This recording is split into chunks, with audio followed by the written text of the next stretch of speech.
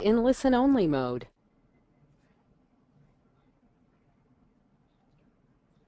Hello and welcome to today's webinar. Today we're going to be talking about 2013 benchmarks, grading your PPC performance so far. So yeah, welcome. This webinar is hosted by Hennepin Marketing. And today we're just going to be talking about some of the different tips and tricks we can share with you to grade just how well you've been performing in 2013. So we're going to be talking about a few different ways you can analyze your accounts, some of the tools that have been released, maybe asking you just how well you handled that transition to enhanced campaigns, among other things. We have kind of a wide breadth of topics we're going to talk about today.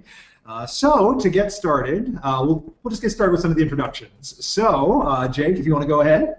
Hi, this is Jacob Fairclough. I'm an account manager. I've been at Hennepin Marketing for about a year, and I think I'm really excited about this because I'm kind of maybe the jack of all trades. I kind of have clients all over different industries, so yeah, I have quite a bit of benchmarking in different areas. So yeah, so it ranges probably from e-com, some lead generation. You have some or had some mobile-specific clients, and it's just been kind of running the range, right? Yep, it's been the adventure of enhanced campaigns. In some cases, nothing happened to my accounts, and other ones, it just completely different direction. Yeah. Though I will say, Jake is being kind of modest. He does have a specialty here. He's kind of our scripts/coding guru. So we'll talk about that a little bit throughout this webinar today. But that's kind of spoilers. We'll get to that soon enough. And my name is Eric Couch. I'm a senior account manager here at Hennepin Marketing. I'm also a blogger at PPC Hero. Been here for about a year and a half. And you can reach me on Twitter at ecouch11. Okay, if you'd like to join the conversation today, go ahead and use the hashtag ThinkPPC in your tweets, or use the webinar question box to send us questions along the way. Yeah, we'll be responding to questions throughout the webinar. We'll have a live Q&A at the end, but we'll also be looking for any of your tweets with the hashtag ThinkPPC all the way throughout and afterwards too. So to start with, we're going to have a live poll question. So just asking you, how long have you been in PPC? So this will come up in, you should be getting the pop-up here shortly to answer this question. So usually when we ask this, we skew younger. So we start with the less than 1 year or the 1 to 3 year range. And I think both of us fall in that, right? Yeah, both of us. And yeah, just as the industry in a whole, there's a whole lot of people getting in, and kind of skews that. Yeah, it's still very new, still kind of a growth industry. So we're kind of waiting for those results to run in. And okay, so right now we're currently having kind of the majority of you in the less than 1 year range, but we have a strong showing from 1 to 3 and 5+ years. So we've got some veterans on today's webinar. Yeah, definitely haven't seen a distribution like this. This is going to be kind of interesting. Yeah, absolutely. Really get some value out of it. Yeah. So moving on to kind of our next poll question. So what's your favorite new feature to use in 2013? So we're going to have that next question pop up. So we have enhanced campaigns. That was kind of a mandatory inclusion just given how big it's been throughout the first half of 2013. But also some of the newer features that Google's also released. Some just came out of beta recently, but also a few others that have been pretty big for us. So of these, which ones have you had the most experience with so far, Jake? Well, I'm sure you know, just talking to you today and all our meetings, a lot of it's been, the biggest impact has been enhanced campaigns for me. But I'd say I'm probably most excited for the new features like remarketing lists and audiences. I found a lot of success in remarketing, so moving over to search is going to be great. And some of my clients have actually had quite a big pickup in display. It's been big opportunities for them. Yeah.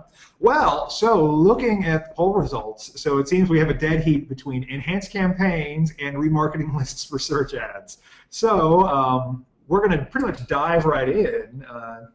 So I'm actually kind of surprised to see enhanced campaigns show so strongly. Yeah, I think it was the especially I guess I intentionally especially the favorite feature, given how much of a sort of an outrage it caused. But we'll be talking about enhanced campaigns plenty as well as some of these other topics. So to start with, so the first way you can kind of grade your performance so far in 2013 is, are you on the cutting edge? So when we say this, we mean, are you utilizing 2013's newest tools? So the first one we're going to talk about is remarketing lists for search ads. So for those of you who have been kind of out of the loop, This has just recently come out of beta, and it's a way for you to apply your remarketing audiences to your search campaigns. So it's kind of the best of both worlds, right? Yeah, I was gonna say this just reminded me of a quick little thing. I had a client who just came to me and they had broken remarketing, and we fixed it. And this is a client who usually had like $200 to $300 CPAs, and Right. we were pulling in multiple conversions through remarketing for under $10 a pop. So it's definitely worth trying.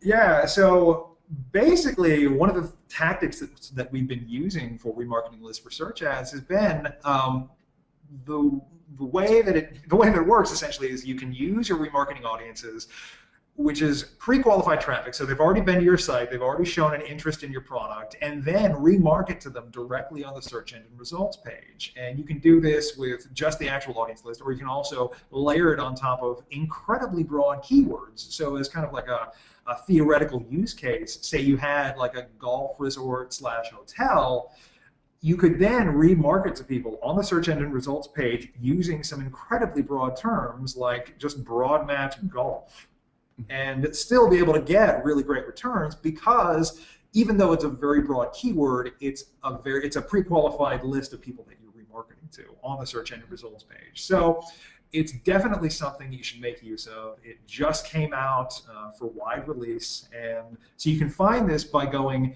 into the audience tab on any of your campaigns and then apply that remarketing list to you can choose your ad groups, choose campaigns, and apply it that way. So it's super easy to set up. And if you have any experience at all just affiliating audiences with a display campaign, it's pretty much the same sort of thing.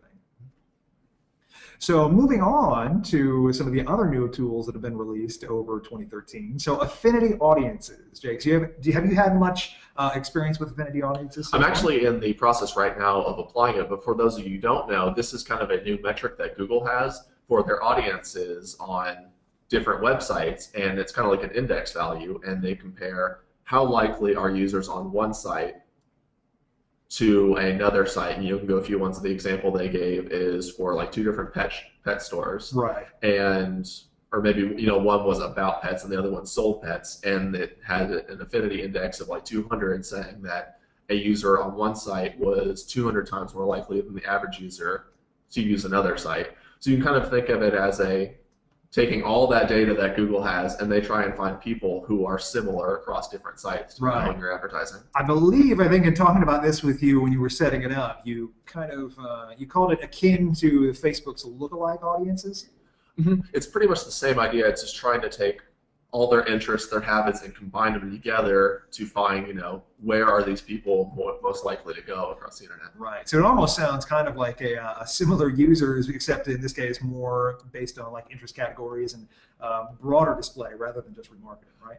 Yeah, it'll be a little different just because right. Instead of having like profiles, it's based on the movement and traffic across the internet. Right. So definitely make some use of that.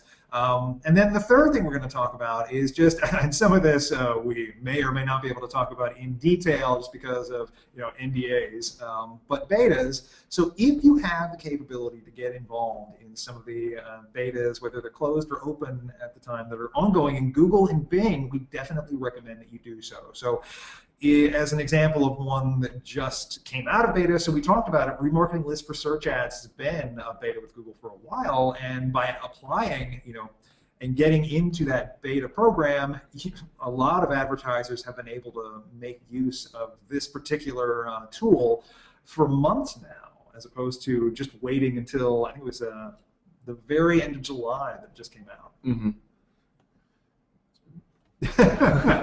And so I think in terms of other betas that are very high-profile betas that we're actually allowed to talk about, so if you can get into the process to apply for, say, Bing's product listing ads, definitely do so. So that's an example of a beta. It's going to be closed throughout the rest of 2013. So we're going to be kind of limited in terms of holiday 2013 advertising.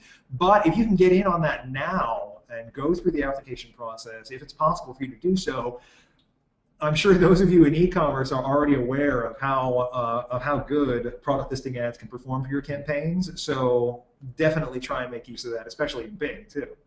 And I would say even if you can't get a hold of a rep if you don't have one. I mean, I would definitely stay tuned in to just kind of industry news because I'm sure there are going to be plenty of places talking about it. So once it does roll into public, you'll be ready for it. Yeah, usually people who are in betas already come up with the best practices before launch, so they can be kind of right there at the forefront of educating people on how they work. And then kind of moving along in that same vein, I guess, the PLA to dynamic display ads. So definitely make use of those. They take your data feed to dynamically generate display ads based on the products that you sell. So if you have a data feed in place, and especially for advertisers with thousands of products, you can then utilize that data feed to create dynamic display ads that market those products. So it's not just a static display ad. Mm-hmm. No, I think it's pretty cool. I know looking at some of the stuff that Google's released, they have these new features of the display ads, and one of the pictures they showed was a fashion catalog. Yeah. And you could embed your ads inside the catalog, so when someone sees the item, they can just click it. Yeah. Right there. And we have a few e-commerce experts in-house who have been making some use of dynamic display ads. It's kind of our e-commerce / PLA experts, and they come recommended. So if you have the capability to test these out, we definitely recommend that you do so. And really, for talking about all of these different tools, the point isn't necessarily that are they going to work. It's that you need to make sure, you need to rule them out. You need to test them, because that's really the big thing that we do. Are you on the cutting edge of using these tools and making sure that they do or don't work on your account? Because otherwise, you can wind up in the situation of falling behind in the features and the releases. There are some accounts that have come to us that in the year of 2013 still don't use remarketing, and it's because they don't have account managers in place that are forward-facing, who look to make use of these new tools. So I can definitely tell you, like, you should use remarketing if you're not already, just FYI. So that's kind of outside of 2013's newest tools. That one's been around for a while, but it's in that same sort of the vein where you should definitely make use of these tools just to know whether or not they work.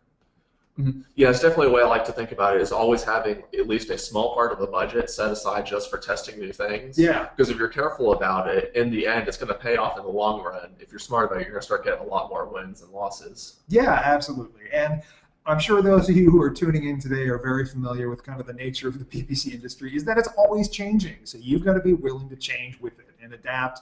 And part of that is adopting these new tools. And I guess some that really could be summed up, that really kind of ties into our last point here, is just talking about enhanced campaigns. So making sure that you were able to handle that transition gracefully, or as gracefully as possible given the circumstances.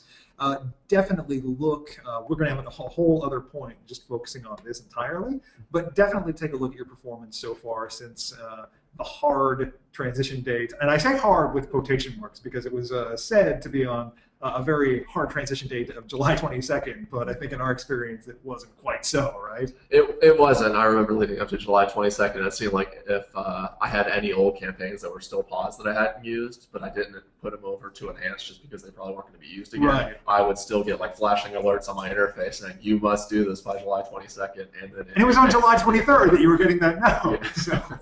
So it was probably a bit of a softer transition than we were initially led to believe, but we are all fully transitioned over now. So we're in a post-enhanced campaigns world. So definitely take a look at how you then how you measure up to that transition.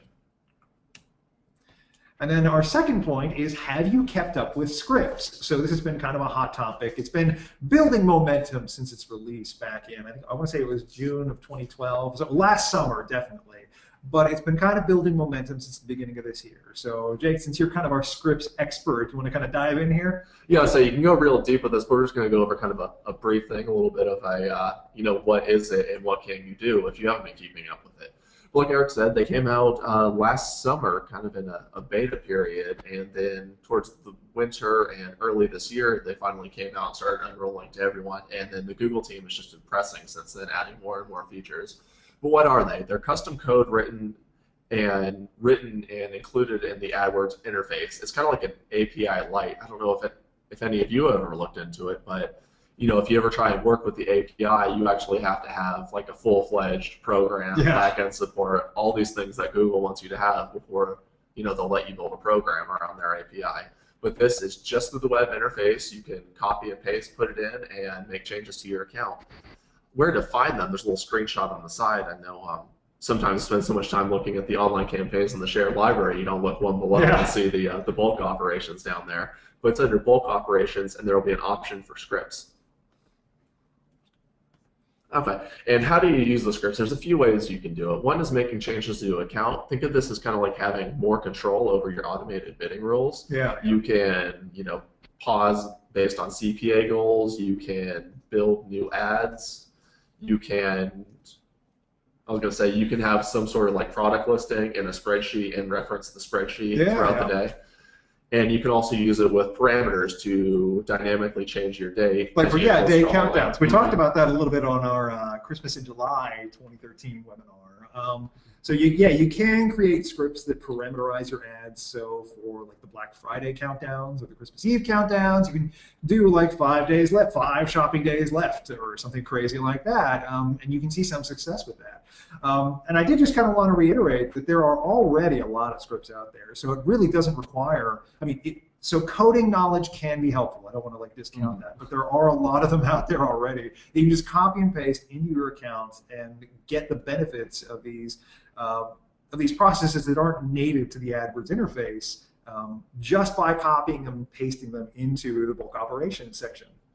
Yeah, the Google team has plenty of stuff for either custom snippets of code that you can kind of hack together and make something work, as well as fully complete scripts. And there's things that you can't easily do through the interface, and you have to go into Excel and a bunch of pivot tables, which some people like, but sometimes it's quicker just to have it automatically generated and get a printout of all your metrics segmented by average position or quality score.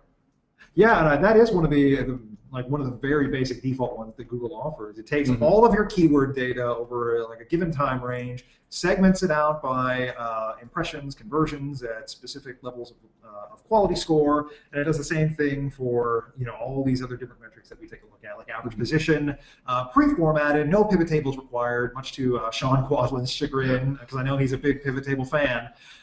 But it's painless, it's seamless, it requires no work on your end outside of just putting the script in place. And then similar to that, you can also do reporting. That's one of the big ones that I think people around here really like is taking a lot of their campaign data and putting it in a spreadsheet pre-formatted so they can just look at their daily stats. You could also use this to record your historical quality score. Finally. And as well as if you ever have to just send a lot of metrics to a client from a bunch of different accounts, you can just email them all to yourself rather than clicking through all the different accounts in the interface. Yeah, I always feel bad for our client manager. She has a kind of a bear of a daily report to go through where she has to compile daily performance stats from across 14 different accounts. And I feel bad for her primarily because it's my account, so it's mostly my fault. But this is one of the ways we try to alleviate that burden. And really, it's just scripts allow you to get back some time. And one of the things we find as PPC account managers is that time is something we have in short supply. So being able to get some of that back is always kind of a boon. And you can match these up with your strategy. I had a client not too long ago where we were really trying to focus on getting their quality scores up and seeing how that was compared. So I ran that one I talked about, segmenting by quality score from the Google team, and I ran that over the previous month as well as the current month and compare. And I was able to show, our quality score, we're getting more impressions at higher quality scores now than we used to. We're paying less and our CPA has dropped. So, this is definitely evidence that our strategy seems to be working, and they really enjoyed that extra view. Yeah, so absolutely make use of that. And then I think there's also some auditing functionality where you just keep tabs on your metrics and your warning signs. So the next point we're going to talk about is just, have you missed any opportunities in 2013? And this can also go back to back even to 2012. So really this is talking about just analyzing both your year-to-date and your year-over-year impression share data. So take a look at your exact match impression share, your lost impression share due to both budget and rank. And essentially, this is about not missing out on revenue or leads. So know your potential spend and your conversion gains. So to kind of show you what I mean, I'm going to give you a screenshot of one of the proprietary tools that we use here. So this is a very pretty little graph that gives us a search impression share report. So the green is the actual impression share that we get. Or I would say the blue is the actual impression share that we get. The green is our lost impression share due to rank, and any of the instances of red you see in those bars is the lost impression share due to budget. So just by looking at this particular graph, it tells us that on the days of July 2nd through July 8th, we had some opportunities lost because of budget limitations. So doing this over, it can be a day-by-day breakdown, segmenting it by that metric, or doing it month over month, or even on a yearly basis, can just give you an idea of where your lost opportunities are. You can do it on a campaign level. You can do it, you can do it on a campaign level, do it on an account level. Just so long as you're taking stock of these metrics, it's important to just know where you're losing out on potential conversions. Yeah, because I think in the day-to-day operations, I mean, anyone who's been working on account can attest to, I know what's going on now, and I have, probably a pretty good idea what's happened in the past. But it's a lot harder without, specifically looking into something like this, where I know what could happen or where I should push more. Yeah, absolutely.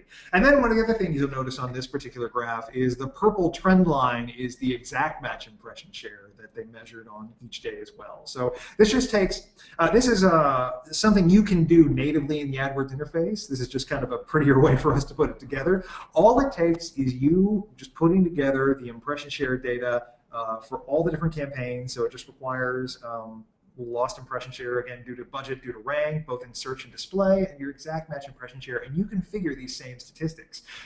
So this is the other half of the kind of report that we use, where it shows, again, just the raw data with some color coding for the lost impression share due to budget. So you can see on this same screen, the same date range of the 2nd through the 8th, we had some lost opportunities due to budget. So it's not necessarily going to be huge wins depending on how much you spend. So in this case, the cost was in like $20,000 to $30,000 a day, where that 1% to 2% could mean a couple, 10, 20, 30 more conversions. It may mean less if you spend $10, $20 a day, but over time it does add up. So you could get another conversion here or there. Yeah, it's definitely something to look into and just kind of compare, look at your available compressions, and then I would say take something like impressions as a conversion, and kind of just work out, how much could there potentially be. Exactly. So just basically take your impression volume and your cost and look at the lost impression share due to budgets, and even rank too. Maybe do some regression analysis to see if maybe there's some additional gains you can get by being in a higher position. But just reverse engineer the expected gains you get based on, so take your impressions, multiply it by the lost impression share stuff, and then use your click-through rate and your conversion rate to figure out just how many more conversions you might have gotten. So that's really what we're talking about. Just utilize your impression share data, both on a year-to-date basis and year-over-year, to take a look at your missed opportunities. Now, say if anyone really wants to look into that, I know on PPC Heroes, one of our account managers, Sam Owen, actually posted something using the Excel solver, which is kind of like a much easier, quicker way to do this, but it still gives you some of the same insights by taking a budget and optimizing for the most conversions. Yeah, absolutely. So definitely take a look at that. It's how to use Excel solver to set your daily budgets. I believe it was a 1- or a 2-part series. I think there's both a text and a video version. So definitely take a look at that. I'm sure Sam will be happy for the extra attention. All right, so our fourth point, Jake? Well, this is, have you gone beyond Google? Of course, Google's still kind of the king of search. Everyone's going there. It's where you're going to get most of your business. But, I've had a few blog posts lately about Bing and, how they're really kind of trying to change their game and catch up. Of course, they haven't made huge gains of impression share, but they're definitely making their service more friendly. And I know I've seen success advertising on Bing. Yeah, absolutely. So I think if my statistics are still correct, and they may not be, I'm kind of shooting from the hip here. Google still has, 66, 67% market share of paid search, or just all search, actually. And Bing is at about the 30 to 33% mark, mostly just making their gains from Yahoo and some of the other smaller search engines. But it's interesting in that we see the same kind of breakdown in terms of success with paid search. So just kind of as anecdotal evidence, I was working with a client who was only invested in Google for about the first 3 months of this year, and they were averaging about 180 leads a month. So their goals are both aggressive and increasing. So we were looking for expansion opportunities beyond Google, still at that same budget point. So we expanded into Bing. We cut some of our budget out of Google and started seeing literally, so we got 50% of our leads, so a total of 33% of our leads now come from Bing. So we went from 180 leads to 240 by combining both Google and Bing at the same budget level, just because Bing has a cheaper cost per click and has a different audience and different demographic that are more likely to click on paid search ads and more likely to convert on paid search ads. So we've seen a lot of success in Bing, and if you're not already using it, it's definitely time to get on board. Yeah, it's definitely especially important because I know I've had a few clients who, if you look at like the Google Insights or the trends, you see that the market share overall is kind of shrinking on that. Yeah. So Bing is definitely an area to move into, especially as Google gets more competitive over the same amount of users. Yeah, and before everybody thinks we're going to say this is just about Bing, the same thing can also be said of Facebook too. So we've seen a lot of success with lookalike audiences. Facebook also enjoys a cheaper cost per click. So there's definitely opportunities abound, not just in Google, maybe even some other smaller advertising platforms like an AdRoll, among others, that are definitely worth investigating. And I would say that's even if you aren't like a big spender, because I have one smaller client that has a very specific line of men's clothes. You know, it's not for everybody. Yeah. But one of the things that I am trying to get moved into right now is the lookalike audiences, because I think, if you can get that lookalike audience, you're going to be more likely to be able to make a sale. So even if you're not spending a huge budget, you can still pick up some easy conversions to these other channels. Yeah, especially with a small budget, it's all about efficiency. And when it comes to efficiency, a cheap cost per click can do wonders for you. Okay, so Bing has quite a few new features. One cool thing that I really like is looking at the enhanced changelogs. What you're looking at below is going into the changelog, and this will actually graph out the performance of your account as long as mark where any changes were. So you can kind of see which changes actually made a difference in my account, right. either good or bad. Right. One of the things is you can always, look back and say, oh, I really haven't been doing as much as I could in this account, or I've been doing way too much, and now the account's all over the place. Right. I think we're all familiar with both ends of that spectrum. I do know, in speaking with, it was one of the Google product developers, they, he and I had a conversation regarding the top movers reports, and I said, because it's kind of akin to, looking at where the performance gains and losses came from, I mentioned something like this for their change history too, and they said that that's one of those things that's coming in the pipeline. So I guess this is one of those instances where Bing was kind of able to innovate a little bit faster than Google was. Yeah, when Bing announced it, I was like, why hasn't Google done this? But it sounds like it's in the pipeline. Yeah, absolutely. Okay, besides that, there's new site links and directions extensions. Not too much to say. I think everyone's pretty familiar with site links, but just getting those extra links in your ad take up some more real estate, kind of direct traffic maybe to some other relevant areas, as well as the directions extensions, which uses the Bing maps. And for physical locations, you can just click the ad and it will give you directions to the brick and mortar store. Right, so it's like the location extensions or even like Google Places, right? Right. And then the other one is, we talked about the change history graph, but one that I really like is the example below we have is keyword distribution. And it's kind of small text, but it has average CPC, clicks, CTR, and average position. Of course, those can all be changed for your different metrics. But what you're looking on this little stacked chart down here is how many of your keywords are at each level. And the really cool thing I like about it is you can kind of see the distribution of your keywords in your account, but there will be sliders on each side of the graph, so you can select certain pieces of that graph and see what actually makes that up in the pane below it. Yeah, and this is entirely dynamic. So clicking or moving the slider in any of those directions will change what populates below. So the keywords that are actually within that range that you selected on the distribution graph will populate in the keyword fields. It's kind of an intuitive way to do it instead of, kind of if you're in Google and you're like filter this, filter and apply. You go, no, you can go back and do it again. And then all of a sudden no keywords show up and you have to start over from scratch. So definitely take a use of some of this stuff and really just broaden your horizons and move beyond Google a little bit.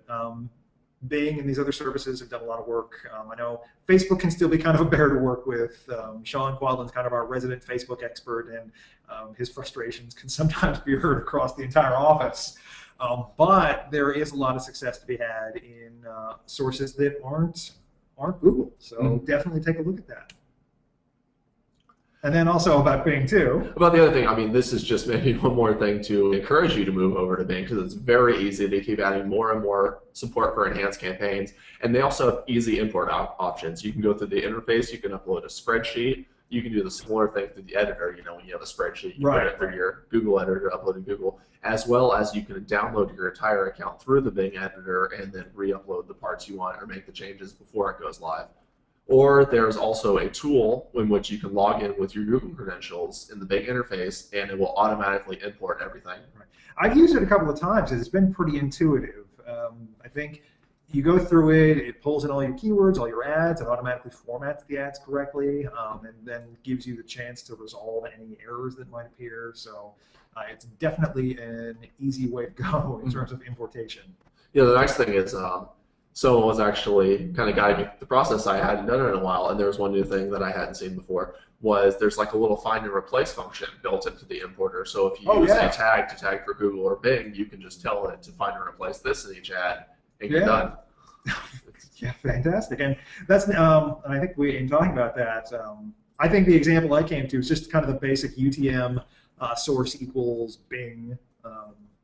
Google or Bing, so that's just for the basic analytics tracking code, but it can do other more advanced URL changes too. Yeah, it really depends on your client, but almost anything in the ad you can replace. You know, if you use like specialized ID codes or anything like that, it's easy as could be. All right. All right, so this next one is just kind of grading you in terms of how disciplined you've been in account management, how rigorous have you been. So measure your account activity. That's not to say that more activity equals a better account, but regular activity definitely indicates at least a little bit more care has been taken. So in this, we mean the regularity of bid adjustments, keyword research, negative additions, how fresh is your ad copy, and especially, do you need to conclude any long-running ad tests? So you definitely want to go through your account and make sure you don't have any instances of holiday 2012 shopping, or perhaps even farther back, right? Further back, yeah. No, don't have any warnings for Y2K or anything like that. It's all more recent, and we have this note here: use labels for testing efforts, and that has made things a lot quicker just to use labels anytime you're uploading new sets of ad copy. That way, you can quickly filter and pause them when they're done, check on how they're performing. Yeah, so I've actually included a screenshot here on this this slide here that gives you, and this is a very basic implementation of labels in terms of keeping track of your ad tests. So in this case, we just have a couple of variants running. So there are some text ads that make use of a rebate and a price point as their kind of benefits and the calls to action. And then we also have a couple different flights of image ad tests. One which is old, which our client calls ugly creatives, and we say new version 2 is because we've been trying and failing for like the last 5 months to find a version of these ads that will outperform the ugly versions. But I think we've got it this time. We might finally have the old ones beat. But the point is to just use labels to basically classify your ads according to the test they're in. And this is a pretty basic implementation of it. You should really take a look at some of Carrie Albright's accounts and take a look at her ad copy labels, because she's kind of a mad wizard when it comes to that sort of stuff. She'll have like test A, control A with flight dates and specific calls to action like implemented in the labels, just so you can filter by pretty much anything you need to get a specific metric to report on to a client or to your boss about how the ad tests are going. So in terms of how this ties into being disciplined, this is just another way to keep your account tidy and keep your reporting tidy too. Yeah, I love it. It makes it really easy to filter. And like you said, if you can use a descriptive name so you know what was being tested, and you can always go back later as long as you don't delete these ads and say, or delete the labels, I should say, and go back and see, which ones performed well. You can go back to some historic data. Yeah, which one was the winner, which one lost. It can be kind of, there can be quite a few labels that end up getting generated from it. So you probably want to clean them up from time to time, but in terms of being able to just keep track of ad testing, which can often be like one of the most difficult or time-consuming things that we do, and keeping track of all that data, it's definitely recommended. Yeah, since we were talking about Carrie's intimidating version of ad testing control, before with the labels, part of it just turned into, having these massive like brackets of ads competing against each other and all these different phases. Really, her ad tests look kind of like a Final Four bracket, if I'm being entirely honest. All right, so moving on is just talking about how well are you using Sitelink. So there have been a lot of new things that have been introduced with Sitelinks recently. I know Jake has done a lot of work on those lately. Yeah, there's quite a few we can briefly go through. And one is reviews and testimonials. These ones, I haven't seen a whole lot about them. They're rather new. I'm not sure if they're completely open to the public. I think you have to request it through your ad representative. Right. But one of the cool things is if you have a third-party review of your service or product, you can take that little snippet and include it as an extension to your ads. So it's a nice little thing. Maybe like we were talking about a golf course. Maybe your golf course was hosting somebody important. I was going to say, I don't think that could be a testimony on itself, but maybe it was rated one of the greatest courses or something of the last century. So rated best course in the universe by Phil Mickelson. Lefty really loves PPC golf courses. So yeah, I know we've had some difficulty with getting them live just because they are reviews or testimonials. They require a certain amount of like disclosures to be signed and verification. So it's not the most simple process to go through, but it is a feature that's coming out. And if you have like a high-profile brand with a lot of great reviews, there's a lot of value in trying to get some testimonials out there. And then there's another one that I've been trying to use. So I've had them in place for a while, but whenever I've tried to see them in the wild, they haven't appeared yet. So they've been a little skittish, I guess. But that's descriptions. And all this is some more text that goes beneath each of your individual site links that you can include more calls to action or more benefits, more features, just make a more featureful ad, increase some of the screen real estate, and come up with, just some more compelling ad copy. It just gives you some more room to work with. Yeah, those are semi-mysterious. I haven't seen a whole lot of them either, but I do remember I know a few people have found them, but I did write a blog post on this saying, when these are shown is not exactly clear. Because I remember getting comments on the blog or email saying, can you give me some detail on when these will actually show up? And it's a mystery. Say a little prayer and maybe they'll show up. It's a mystery to our entire industry, really. But it's definitely something to make use of. They're very easy to put in place. You can find them in the default Sitelinks interface. Just when you create them, it gives you the option to create the description below. It has the same sort of character limitations that you'd find in a regular ad. And then there's enhanced Sitelinks, which we've talked about a little bit, and I think that's just really the ability to get sitelink level data, assign sitelinks by ad groups, which has been kind of much appreciated, especially if you haven't already played with it. This sitelink versus other, or this versus other, the segment that you'll find in the sitelinks interface that lets you know, did people actually click on this sitelink, or were they just interested in the headline or the rest of the ad? And it's kind of interesting. We've seen in some cases, some sitelinks do get a lot of clicks based on that report, but some don't get any clicks at all. And it's just the increase in real estate that gives you like that bump in CTR. Yeah, I've had quite a bit of success with the sitelinks, and you can get down to the individual level on some of these. You can kind of mix and match and make different combinations of them. Yeah, absolutely. And then you had some experience with the new call extensions. Some good and bad experience with it. The call extensions are similar to the sitelinks. They're just kind of one of the new things that came along with the enhanced campaigns. Or say the upgraded call extensions. Yeah. The nice thing about them is if you want to use a Google forwarding number, it used to cost you $1 a click, but now they are included and free. And one of the cool things, which I actually had success with a lead gen client recently, was you can specify your regular call extension, and you can also specify different numbers for mobile. So if your client has multiple phone numbers, they can kind of segment it out on their end for which number is being called the most. Right. And this last bullet point is actually, it's kind of a catch-all, so it's not necessarily Sitelink related, but this is a new feature that just came out. So they have new filters for ads, campaigns, and ad groups, right? Yeah, these are actually really cool. I kind of threw this on at the last second. It didn't fit anywhere else. On Monday, Google announced that they have these new filters in place for all the different metrics in your account. And instead of just kind of filtering by a certain level, saying, great or less than, I want to see over a period of time what has increased by 20%, what has increased by 30%, what has decreased, what stayed the same, and just kind of make those comparisons to see where your account is growing and shrinking. Right. So it's almost kind of like a more customizable version of the top movers report, just in the filters section, where it can give you some statistically significant data. All right. So moving on, and this is kind of a catch-all for just do you double check your account? So what this means is that you should really self-audit your account from time to time, and don't wait for something to be wrong. Be proactive in your account management. Don't wait for your boss, a client, a customer to catch something to say, oh, I clicked on this ad and it sent me to the entirely wrong page. Audit your account yourself. Check your campaign settings. So this means make sure your budgets are correct. Make sure your location targeting is still right. So we've had some issues with importing location targeting from the editor into the AdWords interface where, for some reason or another, it will not import. So you can wind up having like very specifically targeted campaigns not having that very specific targeting once they finally go through the upload process. So just double check your account.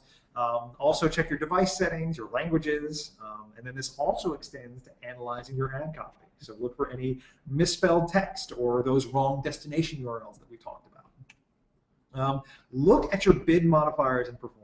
Now this is something, Jeff Allen talked about this a little bit in his post, what $1 million in spend has taught us about enhanced campaigns. And one of the things that we've noticed about bid modifiers is that they don't necessarily have had like the desired impact on CPA. So when he was talking about that, we had a client who was very focused on specific radius targets. So like 20 miles around a specific location, 20, 40, 60 miles.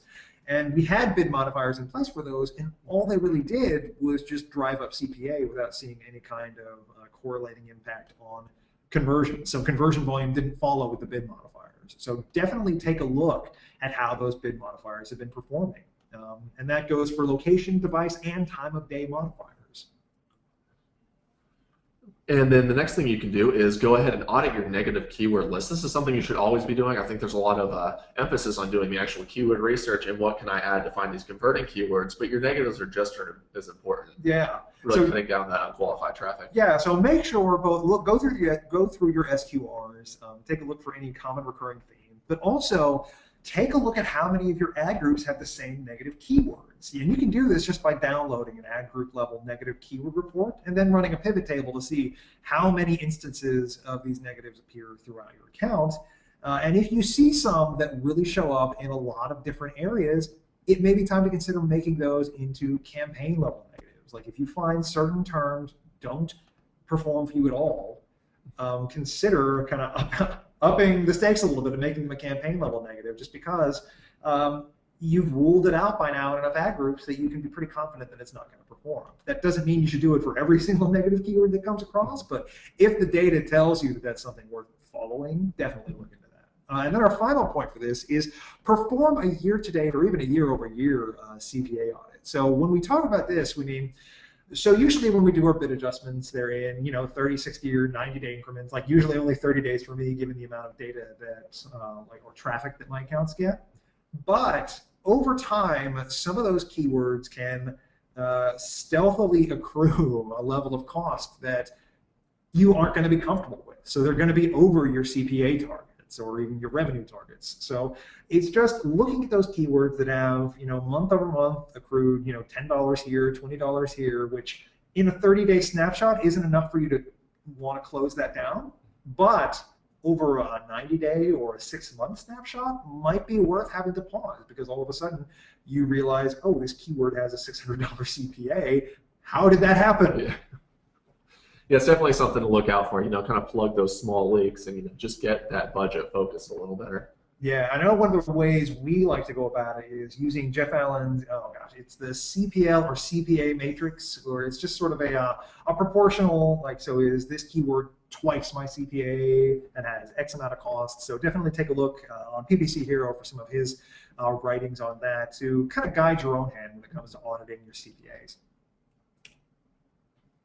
Okay, and one of our, I was going to say not our last one, but we got a few more left. What are you actually looking at meaningful data? Are you actually measuring your company's bottom line? That's actually a really interesting thing to think about. I think it's sometimes we focus on, how am I doing PPC wise? But PPC is just part of their digital marketing effort. Yeah.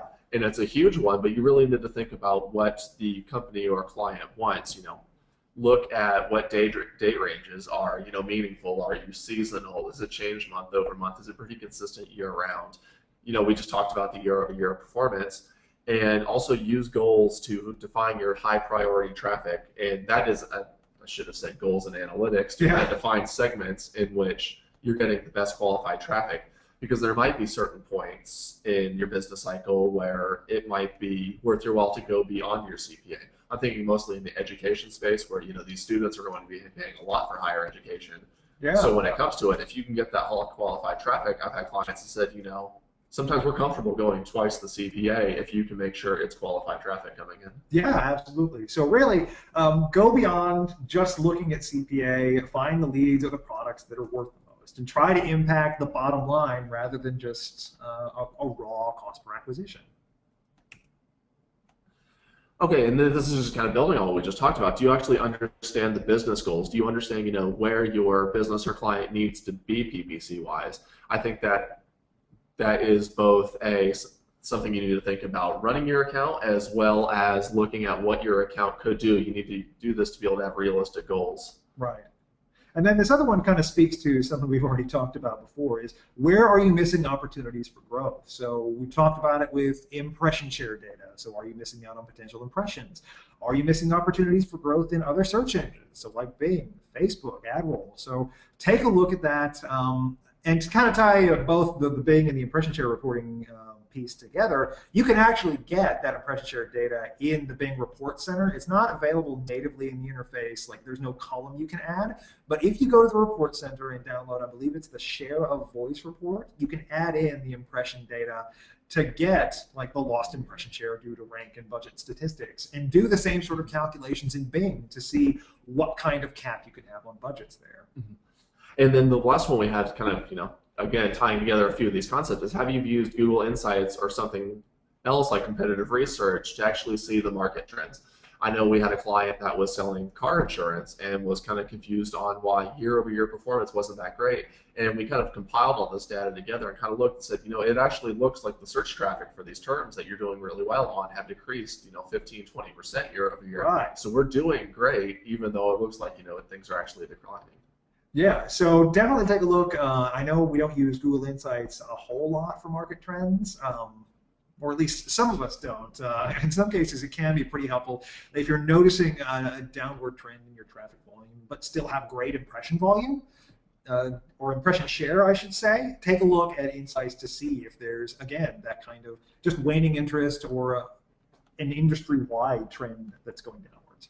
Yeah, and I wish I knew the name of it, but there's that other Google service that they released where they have, some of their reports, and you can search through their... Oh, it's like the data dashboard. Data dashboard, that was it. So, yeah, I shouldn't have put just Insights on here. There's lots of resources out there, but just kind of keep an eye on where the verticals in general are headed. Yeah, absolutely.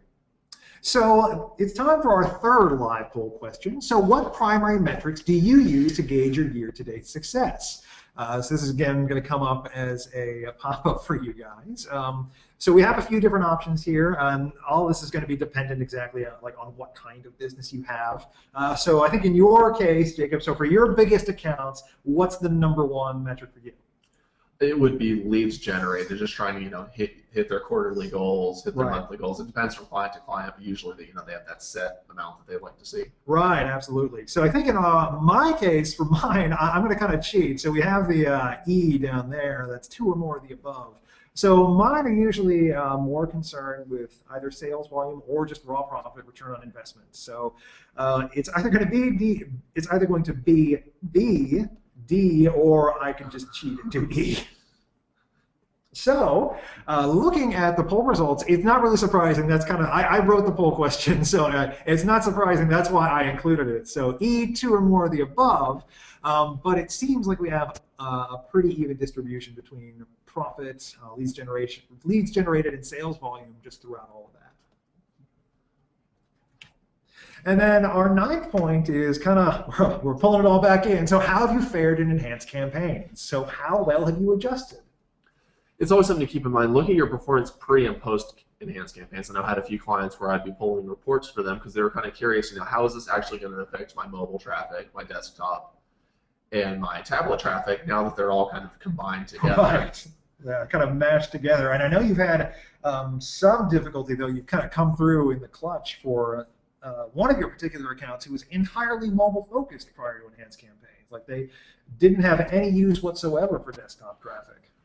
That was also something really interesting to look at because, if everything in the enhanced campaigns is centered around these desktop, but there are clients out there who have mobile services and they were able to segment it out before, but now it's trying to combine them together and then trying, make this crazy solution with these bid modifiers to kind of get it similar to what it used to be. Yeah, so kind of speaking to that second point, so break down your segments and should you be using the modifiers more actively? So to kind of go into a bit more detail about what he pulled off, basically it was really bidding down very low on most of your keywords, but really upping your mobile bid modifier to kind of shift traffic away from desktop back to mobile. Yeah, it's one of those interesting where everything but mobile had a horrible CPA, but the mobile was converting, so it was kind of trying to find ways to balance, keep the mobile bid around the same, and trying to manipulate with the modifier while trying to bid everything down severely. So it sounds, I know it sounds kind of awful to be talking about a feature as such to kind of minimize the damage it can cause, but sometimes you have to work with what you have. So also you're going to want to look at how your traffic is being distributed, where you're gaining, where you're losing. So again, just taking a look at your mobile device segmentation for both mobile, desktops, and traffics, and then checking in on your automated solutions. Do they still work? So in a lot of the cases when you're re-merging your mobile and your desktop campaigns with something like Conversion Optimizer, things can go haywire. So definitely take a look and see just how well it's performing. So kind of going off of that last point, so are you working smarter and not harder? So this is something just asking you, have you experimented with automation? So this can mean different bid management platforms or playing around with a Conversion Optimizer. Again, we've talked about some of the dangers of Conversion Optimizer in the enhanced campaigns world, but there is some use in making use of it. And the AdWords automated bidding system and AdWords scripts can both help you work smarter and not harder. And the real point we want to get across is that these aren't a solution for everyone, but it's worthwhile to be familiar with the concept. Yeah, I think you made a good point there, Eric, because I just thought about, earlier in the webinar we were talking about, sometimes you got to watch out for those bid modifiers because they don't work. And then we recommended that in the last slide, but that's because they do sometimes work. There are many cases where they work well, but it's kind of like going back to some other points. You have to test it and see if it works for you. Yeah, absolutely. So, and that's really what we do in PPC. We just test, see what works. Let the data tell us what to do and have a guide our hand. All right, so now we have a live Q&A time. We're running a little bit short on time. So we have 2 questions here today.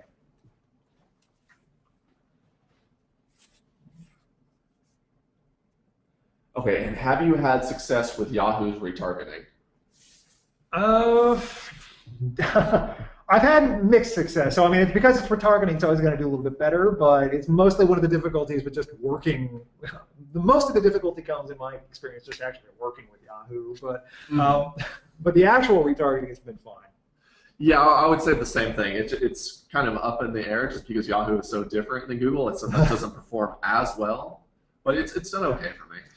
And then the next question we're going to tackle is, what have you found most useful with scripts, and where has it been most helpful for you? The most helpful thing for me is probably some of the most boring things. It's just getting the data, or like I said, auditing. You can automate the CPA matrix to kind of put on a spreadsheet what you should do with each keyword. You can kind of like that filter we talked about for AdWords, you can set it to see changes of certain ratios, like has conversions dropped by 15% over the week or something like that. Right. And one of the ones that I definitely enjoy has always been just the reporting functionality. So it's really kind of streamlined the process of taking some of the more complex reports, or even not the complex reports, and just saving the time it would take to download a spreadsheet, clean up the data, put it into a format that's usable. There's definitely a lot of value there. And then this next one, we're actually going to, so this is going to be our last question. So it's going to be every question we haven't answered here, we'll put up on PPC Hero with some more answers with an actual detailed Q&A. So we're going to ask, so I've heard that Bing's search network is full of affiliate sites that submit fake leads. We've had issues with fake leads coming through Bing PPC campaigns. So, and this is something we've had some experience with, and this actually is, so we've had a few, so Bing has a similar sort of search partners Modifiers program that Google has. And you can see that in some of the same reports that you can find in the reporting center. So it's the share of voice or the source. It's in there. You'll have to dive around. I can't remember the exact name, but you can take a look at the distribution of Bing search versus like some of the partners. So definitely take a look at that. And if you're in lead generation especially, you're pretty much always going to be wanting to audit the quality of your leads and make sure they're verified, they're actual people, not bot form submissions. But that's something we have seen on Bing, so you want to be wary of that. Yeah, actually, just a little anecdote. We migrated one of our largest new clients over on Bing and said, let's give the search partners a chance. And the next day, we ran it after 24 hours and said, oh man, 46 leads at this legacy deal. This is amazing. And we got in contact with their call center and they said one was qualified. So it's a very short-lived experiment. Yeah, so definitely be wary of that, especially if you're lead generation. Look out for the Bing search partners. That's something we've seen a couple of times now. So it's definitely more than enough to say that it's a trend to be wary of, but I wouldn't say Bing as a whole, but definitely the search partners be wary of. All right, so that's our final question that we're going to handle on today's live Q&A. This next is just sort of a final poll question. So would you like help with your PPC accounts and management? So we have a few different options here, and we can talk about some of our experience with both of them. So there's PPC Management, which is kind of the default that we usually handle. So with the day-to-day management, we handle bids, strategy, keyword expansion, ad copy testing, but it also extends to other services like account audits, where we review your account for potential optimizations, helping you with the self-audit process, where you can actually call in a little bit of extra help and do that. We also offer a PPC retainer, where we handle only specific needs within your account. In this case, I'm actually working on one right now. We just handled a massive restructure for an account that had over 1 million keywords. We were actually sorting through those. It was for a real estate vertical, so it was kind of crazy, but it's one of those things that you do. It's the restructures are one of the services offered. It's task-based management, basically. And then there's also a free solutions blueprint, where we take a look at your account and just provide analysis and consultation. This is for accounts with $20,000 or more in monthly ad spend. All right, so if you have any more questions, you can always contact us directly for webinar feedback at marketing@hannafordmarketing.com. Or if you want to get a free solutions blueprint from Hannaford Marketing for accounts, again, greater than $20,000 a month in ad spend, go to the URL below. That's hannafordmarketing.com/solutions blueprint sign up. And I think outside of that, we're just about finished. So again, we wanted to thank you guys so much for attending today's webinar. If you have any feedback for us regarding content that you want to see, or again, want to give Jake credit for his silky smooth baritone voice. He's always appreciative of that kind of feedback. So please get in touch with us. We'd love to hear from you. And outside of that, thanks for attending. And you can see us both on PPC Hero and in future webinars. Thanks, guys. Take care.